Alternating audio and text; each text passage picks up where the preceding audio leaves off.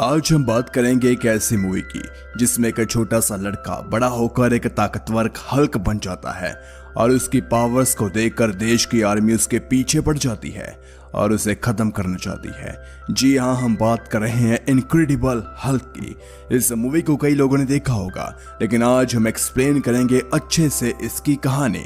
आज हम Hulk movie के दोनों पार्ट्स को एक साथ एक्सप्लेन करेंगे। तो सबसे पहले शुरू करते हैं पार्ट 1 को।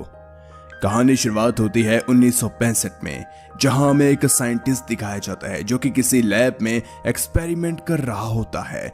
इस वैज्ञानिक का नाम डेविड बैनर होता है, जो कि अलग अलग क्रिएचर जैसे कि स्टारफिश, मंकी, लेज़ार्ड से एक ऐसी मेडिसिन बना रहा होता है जिससे इंसान पर किसी भी बीमारी या चोट का असर ना हो। और यह मेडिसिन बनाने के लिए डेविड को गवर्नमेंट ने ही कहा था, क्योंकि वो अपनी आर्मी को इस मेडिसिन की मदद से और भी ज्यादा पावरफुल बनाना चाहती थी। मगर डेविड ये मेडिसिन बनाने में असफल रहता है, जिसके बाद गवर्नमेंट डेविड की रिसर्च बंद करवा देती है और उसे फंड देना भी बंद कर देती है, क्योंकि गवर्नमेंट को डर होता है कि इससे कहीं इंसानों पर कोई बहुत बड़ा इम्पैक्ट ना पड़ जाए। इस रिसर्च के बंद होने के बाद डेविड परेशान हो जाता है, पर वो सरकार से छुपकर ये रिसर्च जारी रखता है। एक दिन वो उस मेडिसिन को बना ही लेता है, लेकिन आर्मी जनरल उसे इस मेडिसिन को इंसानों पर टेस्ट नहीं करने देता, जिस पर डेविड कहता है कि भले ही वो इसे इंसानों पर टेस्ट ना करने दे, पर मुझे इसे अपने ऊपर टेस्ट करने से कोई रोक तो नहीं सकता। वो खुद पर ही इस मेडिसिन को टेस्ट कर लेता है। इसी बीच उसकी वाइफ उसे बताती है कि वो प्रेग्नेंट है, उसके बच्चे की मां बनने वाली है। यह बात सुनकर डेविड काफी ज्यादा खुश होता है। अब कुछ ही दिन बीत जाते हैं। डेविड का एक बेटा पैदा होता है जिसका नाम ब्रूस बैनर वो रखते हैं, लेकिन जिस मेडिसिन का टेस्ट उसने अपने ऊपर किया था उसका असर उसके बेटे पर भी दिखने लगा। ये सब देखकर डेविड परेशान हो जाता है, इसका कोई हल ढूंढने लगता है, क्योंकि उसे खुद भी नहीं पता था कि उसने जो मेडिसिन खुद पर टेस्ट की है उसका असर क्या हो सकता है। वह ये सोचकर और भी ज्यादा परेशान होता है कि उसके बेटे में भी उसका ही डीएनए है, जिससे उसके बेटे पर भी मेडिसिन का असर हो रहा है। अब डेविड किसी भी तरह इसका हल ढूंढना चाहता था। वही दूसरी ओर हमें दिखाया जाता है कि ब्रूस आम बच्चों की तरह नहीं है, वे बिल्कुल अलग है। उसे चोट लगने पर दर्द ही नहीं होता, यहाँ तक कि उसको कोई बीमारी भी नहीं होती। अब सीन चेंज होता है। हमें दिखाया जाता है कि गवर्नमेंट द्वारा इस रिसर्च को बंद करने के बावजूद भी डेविड ये रिसर्च कर रहा होता है, जिससे एक गवर्नमेंट ऑफिसर उसे काफी डांटता है और उसे तुरंत ही इससे बंद करने को कहता है। पर डेविड इससे गुस्सा हो जाता है और वो जिस लैब में काम करता है उसमें गामा किरणों को फैला देता है, जिसमें वहां मौजूद सभी लोगों को भागना पड़ता है। अब डेविड घर आता है, उसका अपनी पत्नी से झगड़ा होता है। ब्रूस ये सब देख रहा होता है, पर वो बहुत छोटा होता है, इसलिए उसे कुछ समझ नहीं आती। अब सीन चेंज होता है। हमें दिखाया जाता है कि अब ब्रूस बड़ा हो चुका है।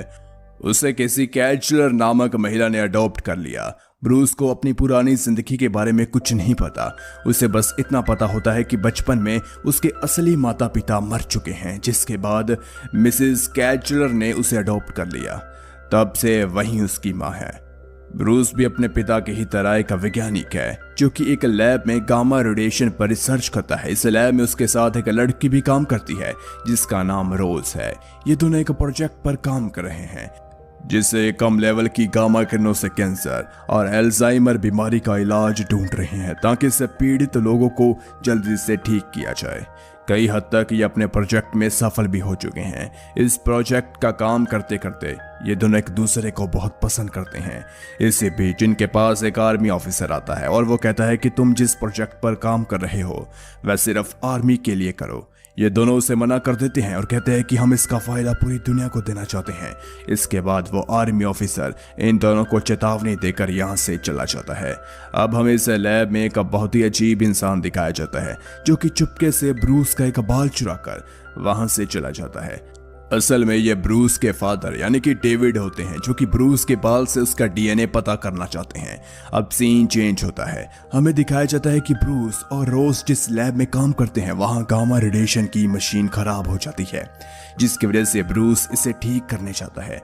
उल्टा इस मशीन से निकली रेडिएशन उसके ऊपर ही पड़ जाती है।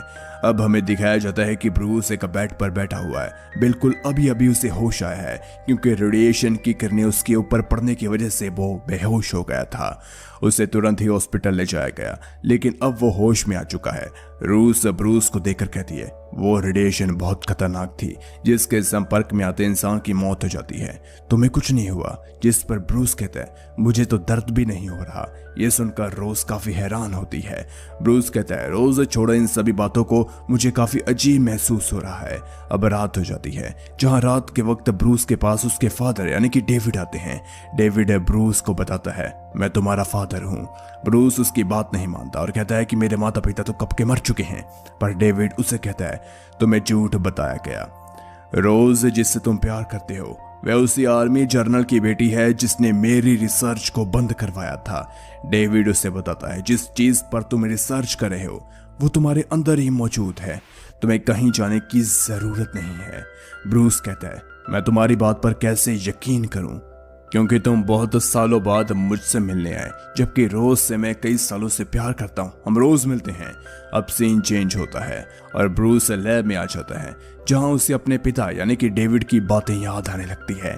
डेविड के बारे में सोचकर उसे गुस्सा आने लगता है। गुस्सा आते ही उसके शरीर में बहुत चेंजेस होने लगते हैं।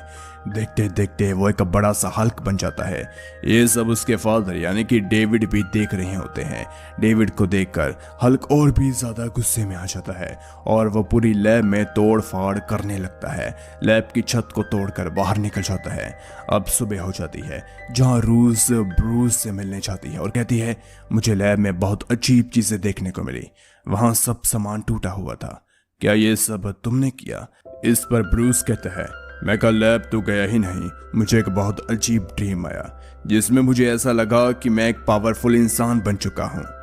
मुझे एक बूढ़ा आदमी मिला जो खुद को मेरा फादर बता रहा था। ब्रूस रोज को बताता है कि बूढ़ा आदमी वही था जो लैब में साफ सफाई करने आता है।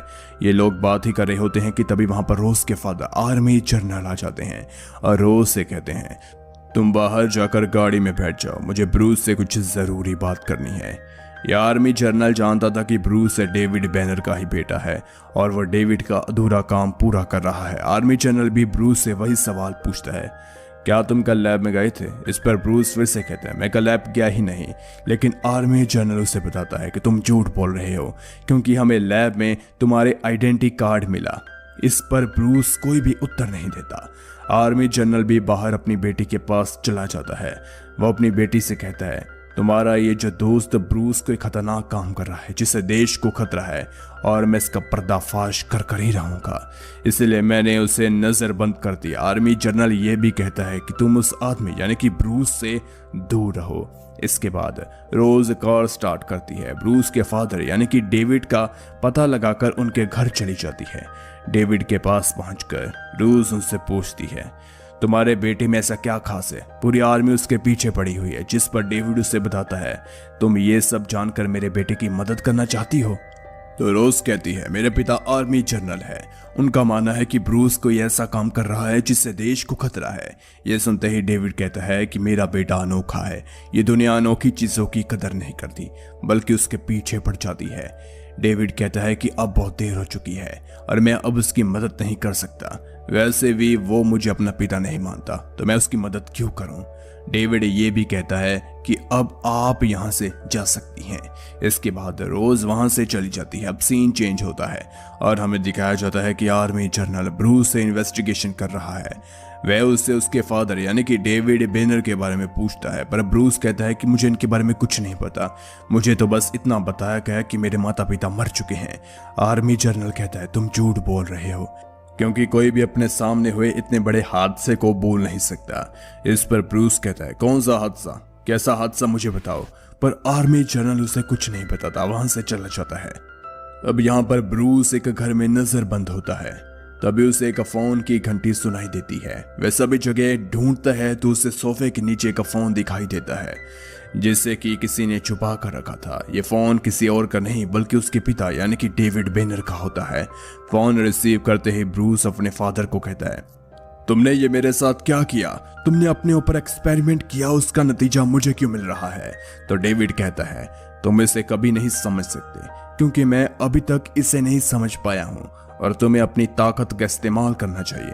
पर ब्रूस कहता है कि मैं रोज के साथ कहीं दूर चला जाऊंगा और अपना इलाज करवा लूंगा। पर डेविड कहता है, तुम रोज से नहीं मिल सकते क्योंकि मैंने तुम्हारे डीएनए से 4 क्रिएचर बनाए जिन्हें मैंने रोज के घर भेज दिया। ये बात सुनते ही ब्रूस सीधा रोज के घर की ओर आने लगता है, पर तभी उसकी निगरानी कर रहा एक आर्मी ऑफिसर उसे रोक लेता है, जिस पर ब्रूस को गुस्सा आने लगता है। तो वह फिर से एक बड़े से हल्क में बदल जाता है। फाइनली वो रोज के पास पहुंच जाता है। ब्रूस रोज को उठाकर एक कार पर रख देता है, लेकिन तभी वही क्रिएचर जिन्हें उसके फादर ने रोज के पीछे भेजा था वहां पर आ जाते हैं, लेकिन हल्क इनसे फाइट कर उन्हें हरा देता है। अब हल्क का गुस्सा शांत हो जाता है, वह फिर से ब्रूस बन जाता है। रोज को बताता है कि उसके फादर की वजह से उसके अंदर ऐसी मेडिसिन आई है जिससे गामा रेडिएशन के संपर्क के आने की वजह से वो एक्टिव हो गई। इसी वजह से जब मुझे गुस्सा आता है तो मैं हल्क बन जाता हूँ। ये बात सुनकर रोज अपने फादर यानी कि आर्मी जनरल को फोन करती है, उन्हें सब कुछ बताती है, उनसे मदद मांगती है, पर उसे नहीं पता होता कि आर्मी जनरल ब्रूस के पक्के दुश्मन है। वो वहां पर अपनी आर्मी भेज देते हैं और ये आर्मी ब्रूस को बेहोश कर आर्मी जनरल के पास ले आती है। आर्मी जनरल उसे जमीन के 1000 फीट नीचे ले जाते हैं और वह ब्रूस को हमेशा हमेशा के लिए बेहोश रखना चाहते हैं। लेकिन जब यह बात रोज को पता चलती है तो वह अपने फादर यानी कि आर्मी जनरल को कहती है कि तुम इतने जालिम क्यों हो, तुम उस मासूम ब्रूस के साथ ये जुल्म क्यों कर रहे हो। इस पर आर्मी जनरल कहता है कि ब्रूस मासूम नहीं बल्कि खतरा है, खतरा, इस दुनिया के लिए खतरा।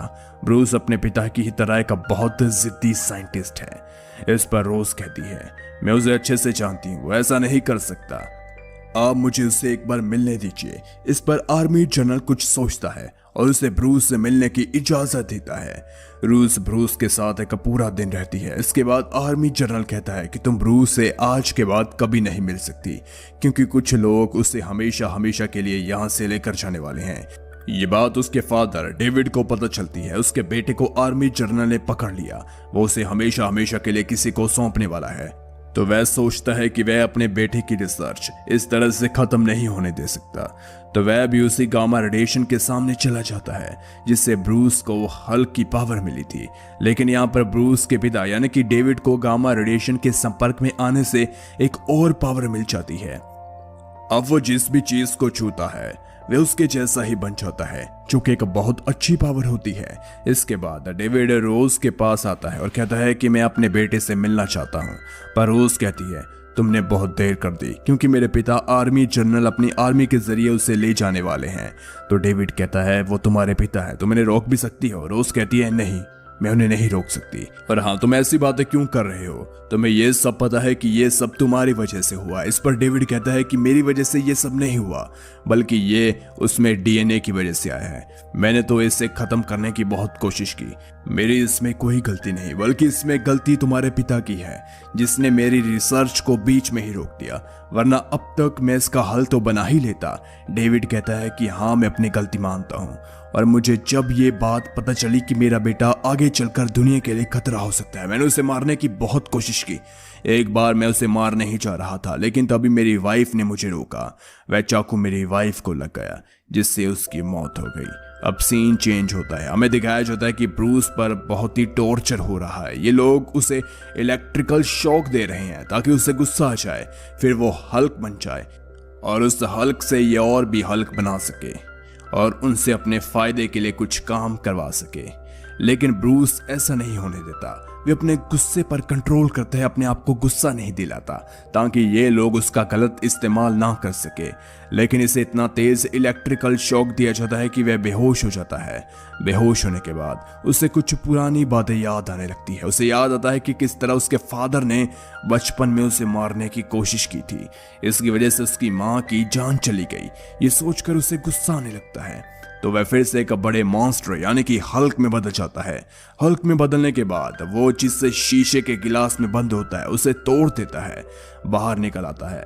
आर्मी वाले उस पर फायर कर उसे बेहोश करने की कोशिश करते हैं, लेकिन उस पर गोलियों का कोई भी असर ही नहीं होता क्योंकि अब वह बहुत बड़ा हो चुका था, उस पर कोई भी असर नहीं हो रहा था। हल्क वहां से बाहर आ जाता है, रोड पर भागने लगता है। भागकर हल्क एक रेतली जगह पर पहुंचता है, पर आर्मी के लोग वहां पहुंचकर उस पर गोलीबारी करने लगते हैं। इसी बीच कुछ टैंकर उस पर गोलियों की बरसात करने लगते हैं। ये सब देखकर हल्क को गुस्सा आ जाता है और वह इन टैंकर्स को उठाकर फेंक देता है। अब हल्क आगे जाता है और कुछ पहाड़ों के पास पहुंच जाता है, लेकिन यहाँ पर आर्मी के कुछ हेलीकॉप्टर्स उसे पहाड़ों में फंसा देते हैं और उस पर फायरिंग करने लगते हैं, पर हल्क कैसे भी वहां से निकल जाता है। अब हल्क के पीछे आर्मी का जहाज भी आने लगता है, पर हल्क उसके ऊपर कूद पड़ता है, मगर ये जहाज इतनी ऊंचाई पर चला जाता है कि हल्क वहां से रुक नहीं पाता और वो सीधा समंदर में गिर जाता है। समंदर में गिरते ही आर्मी समंदर में हल्क के ऊपर फायरिंग करने लगती है, पर हल्क वहां से निकलकर शहर में आ जाता है जहां रोज भी होती है, जिसे आर्मी जनरल यानी कि रोज के पिता ने उससे भेजा होता है। रोज को देखते ही हल्क फिर से नॉर्मल इंसान बन जाता है, ब्रूस में बदल जाता है। इसी बात का फायदा आर्मी जनरल उठाता है और वह फिर से ब्रूस को पकड़ लेता है। और जब रोज को इस बात का पता चलता है वो काफी परेशान होती है, क्योंकि उसके पिता ने उसके साथ चीट किया था, जिसकी वजह से रोज को अपने पिता से नफरत सी हो गई थी। अब सीन चेंज होता है, हमें ब्रूस के फादर दिखाए जाते हैं। वो आर्मी से कहते हैं, मुझे अपने बेटे से आखिरी बार मिलने दो, अगर आप लोग मुझे अपने बेटे से मिलने देंगे तो मैं सरेंडर कर दूंगा, खुद को आप लोगों के हवाले कर दूंगा। आर्मी वाले उसके पिता की बात मान लेते हैं और वह ब्रूस से मिलने देते हैं, लेकिन यहाँ पर उसके पिता यानी कि डेविड भी एक चाल चल रहे थे, क्योंकि अब उनके पास भी पावर आ चुकी थी और वे अपने बेटे के लिए आर्मी से लड़ना चाहते थे। ब्रूस से मिलते ही डेविड उससे कुछ ऐसी बातें करते हैं जिससे उसे गुस्सा आ जाए, वो हल्क बन जाए। लेकिन आर्मी ने ब्रूस को इतना टॉर्चर किया था कि अब वो काफी ज्यादा कमजोर हो चुका था, वो हल्क नहीं बन सकता था। ये देखते ही डेविड पूरे शहर की बिजली अपने अंदर एब्सॉर्ब कर लेता है और वैसे बिजली का झटका ब्रूस को भी देता है, जिसकी वजह से ब्रूस फिर से हल्क बन जाता है। इसके बाद वह दोनों आपस में लड़ने लगते हैं। डेविड अपने बेटे से इसीलिए लड़ रहा था ताकि वह अपने बेटे की एनर्जी ले सके। ब्रूस अपने पिता को कहता है, आपको मुझसे लड़ने की जरूरत नहीं, मैं खुद ही आपको अपनी एनर्जी दे देता हूँ। ब्रूस अपने फादर को अपनी एनर्जी देता है, पर उसके फादर इस एनर्जी को कंट्रोल नहीं कर पाते, क्योंकि ये इतनी ज्यादा होती है, इसे कंट्रोल कर पाना उसके बस की बात ही नहीं होती। वो कहते हैं, रहने दो, मुझे तुम्हारी एनर्जी नहीं चाहिए, एक तुम ही इसे कंट्रोल कर सकते हो। और वो कहते हैं कि तुम अपनी एनर्जी वापस लो। लेकिन इसी बीच आर्मी जनरल आर्मी से इन दोनों पर परमाणु बम फेंकने को कहता है और आर्मी इन दोनों पर परमाणु बम फेंक देती है, जिसकी वजह से इन दोनों की मौत हो जाती है। लेकिन मरने से पहले ब्रूस अपनी पुरानी यादों को याद करने लगता है, उनके बारे में सोचने लगता है। अब इन दोनों की मौत को पूरा साल हो चुका था। अब रोज दिखाई जाती है जो कि किसी लैब में कोई रिसर्च कर रही होती है। तभी उसको एक फोन आता है। ये फोन उसके फादर यानी कि आर्मी जनरल का होता है।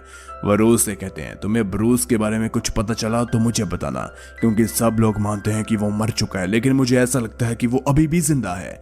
इस पर रोज कहती है, मैं तुम्हें कभी नहीं बताऊंगी, क्योंकि मैं नहीं चाहती कि मैं उसे याद करूं, वरना वो फिर से यहाँ जाएगा और तुम लोग उसके पीछे पड़ जाओगे। अब सीन चेंज होता है, हमें दिखाया जाता है ब्रूस अभी भी जिंदा है, जंगल में कुछ लोगों का इलाज कर रहा है। अब तक ब्रूस ने अपने गुस्से पर काबू करना भी काफी अच्छे से सीख लिया। इसी के साथ मूवी यहीं खत्म हो जाती है। अब आगे ब्रूस के साथ क्या होगा, आर्मी उसके सामने क्या आएगी, ये सब देखने को मिलेगा पार्ट 2 में। तो चलिए फिर पार्ट 2 को शुरू करते हैं। पार्ट 2 वहीं से स्टार्ट होता है जहां पर हल्क मूवी का एंड हुआ था।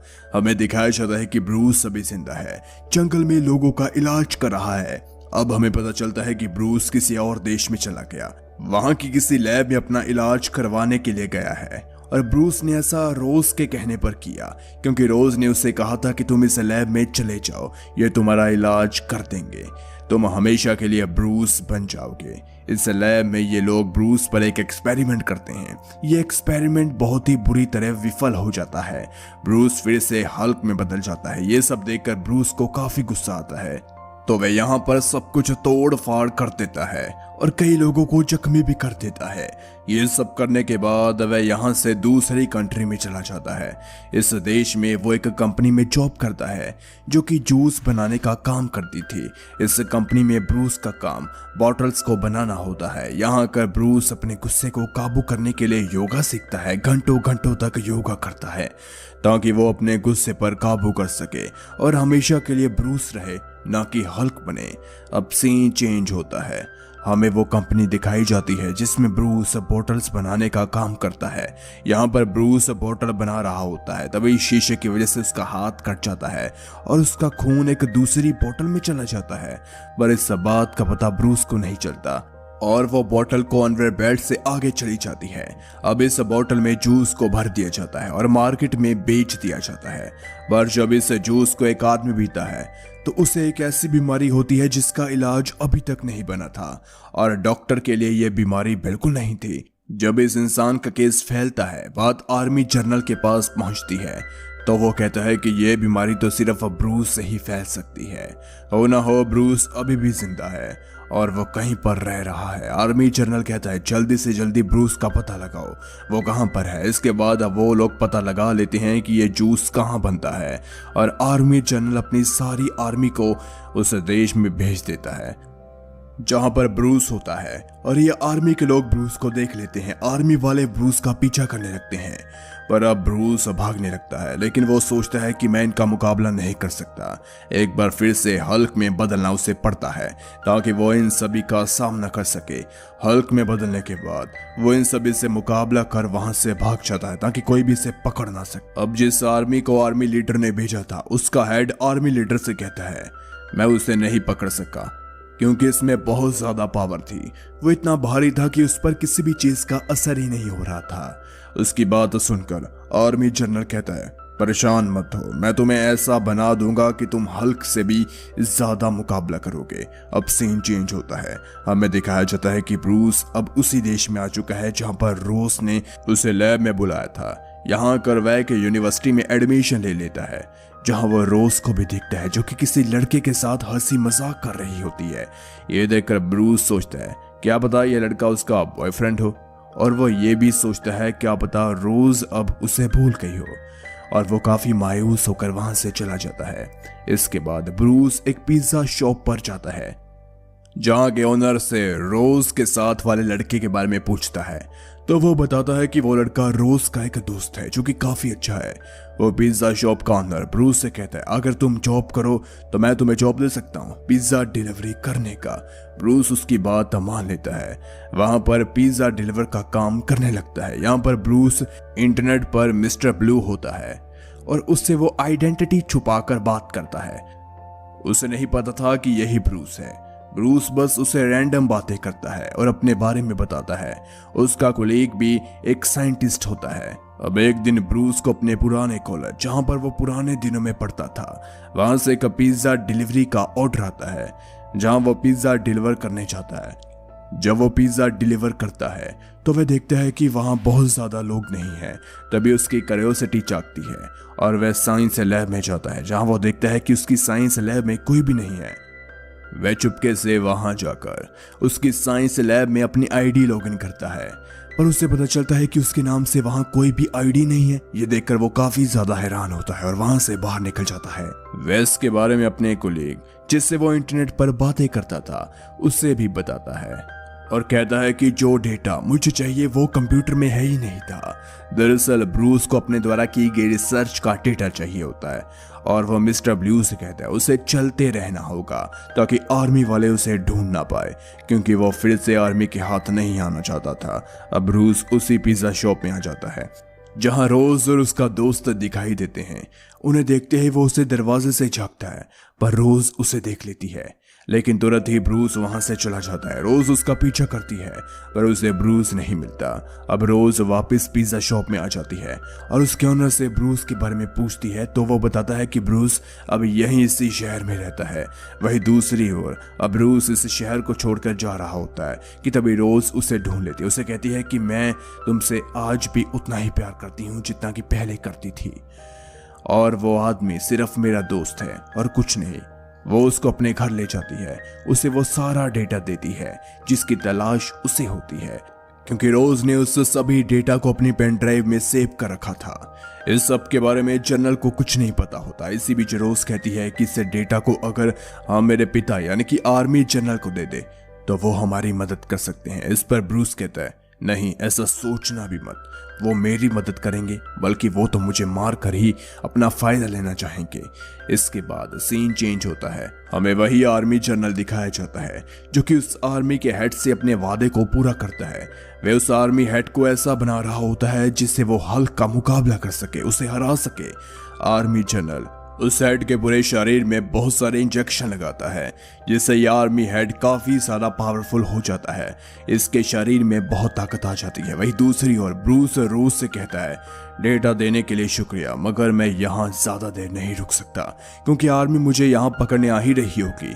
और पता नहीं कैसे आर्मी को पता चल जाता है कि ब्रूस यहाँ पर है। वे उसे पकड़ने आ जाती है, पर ब्रूस भाग जाता है, लेकिन भागते भागते उसे एक ब्रिज पर कैद कर लिया जाता है। लेकिन तभी वो इस ब्रिज को तोड़ देता है। एक बार फिर से ब्रूस हल्क में बदल जाता है। फिर से वह गुस्से में आकर तोड़ फाड़ करने लगता है और आर्मी की किसी भी गोली का असर उस पर नहीं होता। लेकिन तभी आर्मी जनरल कहता है, इसे टैंक के सामने रखकर शूट करो। पर हल्क काफी ज्यादा पावरफुल हो चुका था, इसीलिए वह इसको भी सहन कर लेता है और अपने आप पर कोई भी जख्म नहीं और चोट नहीं आने देता। इसके बाद वो धीरे धीरे कर इन टैंक्स को भी बर्बाद कर देता है। हल्क इस दौरान एक आर्मी ऑफिसर को भी मार देता है, जिस पर आर्मी जनरल कहता है, इस समय इसके पास कोई भी मत जाना, क्योंकि ये काफी ज्यादा गुस्से में, ये किसी की भी जान ले सकता है। आर्मी जनरल अपनी बेटी को हल्क के पास भेजता है और उसे कहता है कि तुम जाओ, हल्क को शांत करो ताकि वो ज्यादा तोड़ फाड़ ना करे।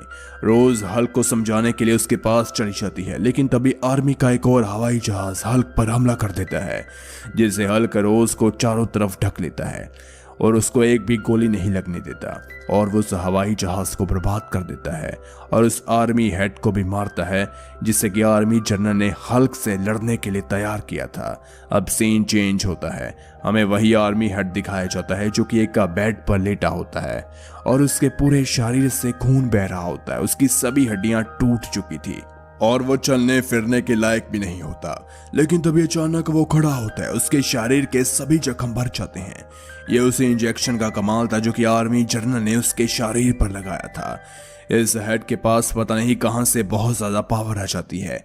वही दूसरी ओर ब्रूस रोज को कहता है, मैं चाहता हूं कि मेरे अंदर से हल्क हमेशा के लिए चला जाए, जिसकी वजह से आर्मी मुझे कभी भी नहीं पकड़ेगी, क्योंकि उन्हें मेरी नहीं बल्कि हल्क की तलाश है। वो कहता है कि मेरे पास एक आइडिया है कि हम उस इंसान के पास चलते हैं जिससे मैं इंटरनेट पर बातें करता हूँ।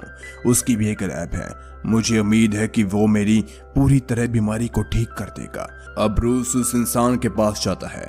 वो इंसान कहता है कि मुझे लगता था कि तुम बहुत बड़े होंगे। ब्रूस कहता है कि हाँ, मैं बड़ा हूँ, लेकिन जब मुझे गुस्सा आता है तभी मैं बड़ा होता हूँ। अब ये तीनों उसकी लैब में जाते हैं, जहां ये आदमी बताता है कि मेरे पास जो एंटीडोट है वो काफी ज्यादा पावरफुल है। मुझे नहीं पता कि तुम उसे झेल पाओगे या नहीं। मैं उस एंटीडोट को तुम्हें लगा दूं? तो ब्रूस कहता है कि मुझे जान की परवाह नहीं, मैं तो बस इस हल्क को अपने अंदर से हमेशा के लिए निकालना चाहता हूँ। अब वो साइंटिस्ट ब्रूस को एक कमरे में ले जाता है, जहां वो उसे एक बेड पर लेटा देता है। अब हमें पता चलता है कि इस एंटीडोट को ब्रूस के शरीर में लगाने के लिए उसका हल्क होना जरूरी है, इसलिए उसे इलेक्ट्रिक शॉक दिए जाते हैं ताकि वो हल्क बन सके। और ऐसा ही होता है, ब्रूस अचानक से हल्क बन जाता है। जैसे ही ब्रूस हल्क बनता है तो रोज उसे कहती है कि देखो, किसी भी चीज को नुकसान मत पहुंचाना और यहाँ तोड़ फोड़ बिल्कुल मत करना, क्योंकि यहाँ पर हम अपने फायदे के लिए आए हैं। हम यहाँ पर केवल एंटीडोट लगवाने आए हैं, ना कि किसी को नुकसान करने। तो वो साइंटिस्ट ब्रूस को अपना एंटीडोट लगा देता है, जिसके बाद हल्क एक नॉर्मल इंसान में बदलने लगता है और धीरे धीरे कर ब्रूस बन जाता है। ये देखकर वो इंसान काफी ज्यादा खुश होता है और कहता है कि मेरा एक्सपेरिमेंट सफल रहा, अब तुम कभी हल्क नहीं बन पाओगे। ये साइंटिस्ट ये भी कहता है कि अब किसी भी बीमारी का इलाज संभव है, क्योंकि तुमने जो मेरे पास ब्लड का सैंपल भेजा उससे मैंने एक ब्लड बना लिया और इन्हें कई जानवरों पर टेस्ट किया, इसका नतीजा कभी नहीं आया। लेकिन अभी मैंने तुम्हारे ऊपर इसे टेस्ट किया, तुम ठीक हो गए। इसका मतलब अब दुनिया की किसी भी बीमारी को हम ठीक कर सकते हैं। ये सुनते ही ब्रूस कहता है कि ये खतरनाक भी हो सकता है। अगर आर्मी को पता चल गया कि ये तुमने किया तो वो तुम्हें पकड़ लेंगे और फिर तुमसे और भी ज्यादा हल्क बनाएंगे, जिससे दुनिया भी तबाह हो जाएगी। ब्रूस के इतने कहते ही वहां पर आर्मी आ जाती है और ब्रूस को तुरंत ही बेहोश कर देती है और अपने साथ आर्मी जनरल के पास ले जाती है। वहीं दूसरी ओर वो आर्मी हेड उस साइंटिस्ट को गन पॉइंट कर देता है और उसे कहता है कि ब्रूस का ब्लड मुझ में इंजेक्ट कर दो, वरना मैं तुम्हें मार दूंगा। ऐसे में उस साइंटिस्ट को ना चाहते हुए भी उसके अंदर ब्रूस का ब्लड इंजेक्ट करना पड़ा। जिसके बाद वो आर्मी हेड एक काफी अजीब क्रीचर में बदल गया, जिसकी बॉडी पर गंदे गंदे स्पाइक्स थे। और अजीब सा क्रीचर उस वैज्ञानिक को मारता है और उसकी लैब को भी तोड़ देता है, जिसके बाद यह बाहर निकल आता है और काफी ज्यादा तोड़फाड़ करता है। अब आर्मी जनरल स्क्रीन पर एक बड़े क्रीचर को देखता है तो रोज हैरान हो जाती है और सोचती है कि ये हल्क तो मेरे पास है, तो ये कौन है। उसे पता चलता है कि ये वही आर्मी हेड है। इसने हल्क के ब्लड को अपने अंदर इंजेक्ट करवा लिया, जिसकी वजह से ये इतना बड़ा क्रीचर बन गया। अब आर्मी जनरल को अपनी गलतियों का एहसास हो जाता है। ब्रूस कहता है कि आपने हमेशा मुझे पकड़ने की कोशिश की, लेकिन आज आपके साथी ने ही आपको धोखा दे दिया। आप मुझे जाने दीजिए ताकि मैं सब बड़े से अजीब से क्रीचर पर काबू करूं, इसे हरा दूं। लेकिन आर्मी जनरल कहता है कि मैं तुम्हें यहां से नहीं जाने दे सकता, जिस पर ब्रूस जबरदस्ती हेलीकॉप्टर का दरवाजा खोलकर कूद जाता है और कूदते ही वो जमीन के अंदर दस जाता है, जिसके बाद बाहर निकलता है एक बहुत बड़ा हल्क। अब हल्क और उस बड़े से क्रीचर के बीच बहुत फाइट होती है। इसी बीच वो बड़ा सा क्रीचर उस हेलीकॉप्टर पर हमला कर देता है, जिसमें रोज बैठी होती है, मगर हल्क उस हेलीकॉप्टर को बचा लेता है और फिर से उससे फाइट करने लगता है। लेकिन तभी हल्क देखता है कि रोज जिस हेलीकॉप्टर पर बैठी है वो क्रैश होने लगता है, जिसके बाद हल्क तुरंत ही उस हेलीकॉप्टर को बचा लेता है और फिर से उस क्रीचर को मारने लगता है। हल्क उस बड़े क्रीचर को बड़ी बड़ी चैन से बांधकर उसका गला दबा देता है और उसके सीने पर अपने पैर रख देता है, जिसकी वजह से वो क्रीचर मर जाता है। अब आर्मी फिर से हल्क पर फायरिंग करने लगती है, लेकिन आर्मी जनरल उन्हें रोकता है। अब रोज वहां पर आती है और कहती है कि मुझे पता है कि तुम कभी भी किसी का बुरा नहीं करोगे, तुम हमेशा ही सबका अच्छा करोगे। आज तुमने वो कर दिखाया। और रोज रोने लगती है, जिसके बाद हल्क रोज को चुप कराता है। अब ब्रूस ने अपने आप पर कंट्रोल कर लिया था। वो हल्क बनने के बाद अपनी फीलिंग्स को समझ सकता था। लेकिन तभी हम देखते हैं कि बहुत बुरी आर्मी हल्क पर फिर से फायरिंग करने लगती है, जिसके बाद हल्क वहां से भाग जाता है। अब धीरे धीरे एक महीना बीत जाता है। ब्रूस लगातार योगा करता रहता है, जिसकी वजह से अब उसने लगभग खुद पर काबू कर ही लिया था। अब वो हल्क नहीं बन सकता था। अगर वो हल्क की पावर्स का यूज करना भी चाहता था तो उसकी आंखें ग्रीन हो जाती थी और उसके अंदर वो पावर्स आ जाती थी। यहीं पर हल्क पार्ट 1 पार्ट 2 खत्म हो जाता है। आपको ये वीडियो कैसी लगी नीचे कमेंट सेक्शन में जरूर बताएं। अगर वीडियो अच्छी लगी तो लाइक कीजिए, ऐसे वीडियोस के लिए हमारे चैनल को जरूर सब्सक्राइब कीजिए। मिलते हैं एक और कमाल की वीडियो के साथ। Okay bye.